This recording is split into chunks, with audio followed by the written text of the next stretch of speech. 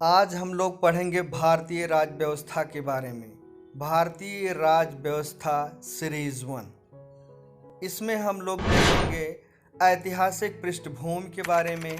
ऐतिहासिक पृष्ठभूमि पार्ट 1। इसमें क्या हुआ, 1600 में महारानी एलिजाबेथ प्रथम ने क्या घोषणाएं की, 1726 का चार्टर क्या था, 23 जून सन 1757 में प्लासी का युद्ध का क्या परिणाम था, 22 अक्टूबर 1764 के बक्सर के युद्ध में क्या हुआ, 12 अगस्त सन 1765 में इलाहाबाद की संधि में क्या हुआ, सीक्रेट कमेटी की रिकमेंडेशन क्या थी, 1773 का रेगुलेटिंग एक्ट क्या था, एक्ट ऑफ सेटलमेंट 1781 में क्या परिवर्तन हुआ, पिट्स इंडिया एक्ट 1784 में क्या क्या घोषणाएं की गई, इसमें क्या क्या चीज़ें शामिल की गई, 1793 का चार्टर, 1813 का चार्टर एक्ट, 1833 का चार्टर अधिनियम, 1853 का चार्टर अधिनियम क्या था।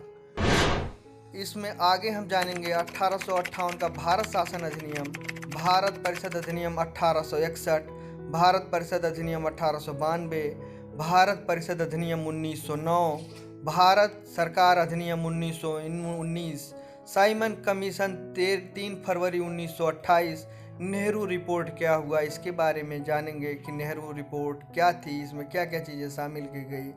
कम्युनल अवार्ड क्या था जो 16 अगस्त 1932 को हुआ। भारत शासन अधिनियम 1935 में क्या हुआ। क्रिप्स मिशन 22 मार्च 1942 को क्या हुआ। बेवल योजना 14 जून 1945 तथा शिमला सम्मेलन 25 जून 1945 में क्या हुआ। कैबिनेट मिशन प्लान 24 मार्च 1946 में क्या क्या चीज़ें हुई। भारतीय स्वतंत्रता अधिनियम 1947 में क्या हुआ। इंटरिम गवर्नमेंट 1946 में कौन कौन लोग शामिल थे, कौन नहीं। स्वतंत्र भारत की पहली कैबिनेट में कौन लोग 1947 में शामिल थे, इसके बारे में पढ़ेंगे। आगे हम देखेंगे 1600 में महारानी एलिजाबेथ प्रथम ने ईस्ट इंडिया कंपनी को भारत में 15 साल के लिए व्यापार करने की अनुमति प्रदान की, जिसमें कंपनी के प्रबंध की शक्ति गवर्नर तथा 24 सदस्यों की एक परिषद में निहित थी। इस कंपनी के संस्थापक जॉर्ज वाइट तथा जॉन वाट। 1726 के चार्टर द्वारा कलकत्ता, मद्रास तथा बम्बई प्रेसिडेंसियों के गवर्नर एवं उसकी परिषद को विधि बनाने की शक्ति प्रदान की गई। शर्त ये थी कि ये विधियां आंग्ल विधियों के विपरीत न हों तथा युक्ति युक्त हों। यह विधियां तब लागू होती थीं जब तक कंपनी के इंग्लैंड निदेशक बोर्ड द्वारा अनुमोदित न कर दी गई हों। सन 1757 में प्लासी के युद्ध में नवाब सिराजुद्दौला के मारे जाने तथा अंग्रेजों की अवास्तविक जीत के साथ ही ब्रिटिश साम्राज्य की नींव पड़ी। 22 अक्टूबर 1764 के बक्सर के युद्ध में अंग्रेज मेजर हेक्टर मुनरो ने मुगल बादशाह शाह आलम द्वितीय, अवध का नवाब शुजाउद्दौला तथा मीर कासिम की संयुक्त सेनाओं को हराकर भारत में ब्रिटिश हुकूमत की वास्तविक स्थापना की।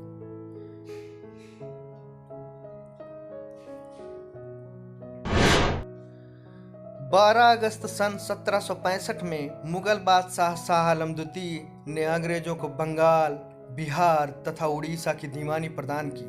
अब इन प्रांतों से कंपनी राजस्व वसूल सकती थी तथा दीवानी मामलों में न्याय का अधिकार भी कंपनी को मिल गया। अब कंपनी बंगाल, बिहार तथा उड़ीसा की वास्तविक शासक बन गई। कंपनी के कर्मचारी कंपनी की तरफ से कम वेतन पाते थे, अतः उन्होंने भारत को लूटना शुरू किया। इधर कंपनी के कर्मचारी भारत में लूट खसोट कर एकत्रित धन इंग्लैंड भेज रहे थे, वहीं कंपनी का व्यापार घाटे में जा रहा था।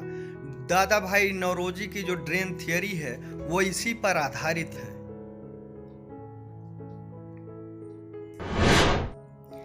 जिसके फलस्वरूप इंग्लैंड के प्रधानमंत्री लॉर्ड नॉर्थ ने सीक्रेट कमेटी का गठन किया। इसी सीक्रेट कमेटी की सिफारिश पर 1773 का रेगुलेटिंग एक्ट पारित हुआ।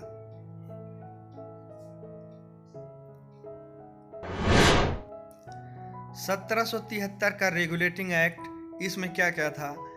इसके अनुसार, इस एक्ट के अनुसार अब बंगाल के गवर्नर को बंगाल का गवर्नर जनरल कहा जाने लगा। इस प्रकार बंगाल का प्रथम governor general lord Warren Hasting हुआ। प्रशासन का कार्य गवर्नर जनरल तथा उसकी परिषद करती थी। गवर्नर जनरल की परिषद में 4 सदस्य थे। प्रथम गवर्नर जनरल तथा उसकी परिषद के 4 सदस्यों का नामांकन एक्ट में ही कर दिया गया था।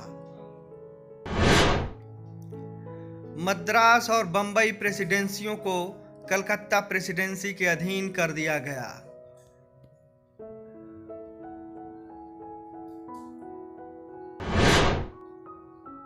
इस एक्ट के अधीन कलकत्ता में 1774 में एक उच्चतम न्यायालय की स्थापना हुई, जिसके प्रथम मुख्य न्यायाधीश सर एलिजा इम्पे थे तथा 3 अन्य न्यायाधीश चैम्बर्स, लिमिंस्टर और हाइड की नियुक्ति भी की गई थी।